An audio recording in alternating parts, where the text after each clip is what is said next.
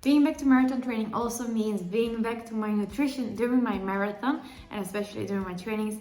And for most people, not only me, but also for most people, this is a big problem. So I hope with this video, I can give you some few tips that has also helped me a lot in the past, not only with marathons, also with half marathons and even trail running. So let's dive into it. Normally when we are running, we actually are using gels. So this gel contains 30 grams of carbs. But nowadays, also on the market, we have gels that contain 40 grams of carbs, which are really nice if your stomach can handle this. But also, especially during marathon or longer events, we need to take so many gels that our stomach is also like, a little bit. So instead of only focusing on the gels, I've also looked for some alternatives for you that include the 30 grams that are also in this package. So the first alternative that I have found for you guys is a banana.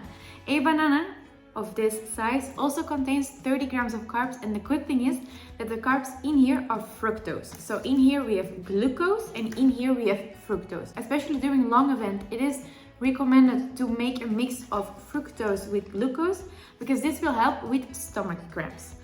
But if you don't like gels in general, then maybe the banana is a good idea. However, it's a little bit more difficult to eat because a gel is just like, whoop. In a banana, you really have to chew. So depends a little bit on your preferences.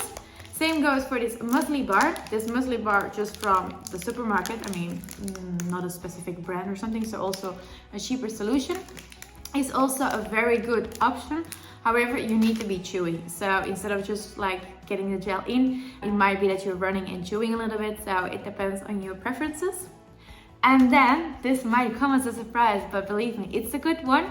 Is baby food. This you can use as a gel, so you can just like get it in like this. The good thing is that this is also 30 grams of carbs and it might be a little bit easier for your stomach. And also this actually is cheaper than this. So first of all, it's yummier, it's cheaper. However, the only problem with this is that it is more difficult to put away because a gel you can easily put into your short, but baby food or baby pouch, it's harder to get away with. So for this, I would advise to use a crew during your marathon. And then last but not least, the cheapest option of all is literally candy. Just good old candy.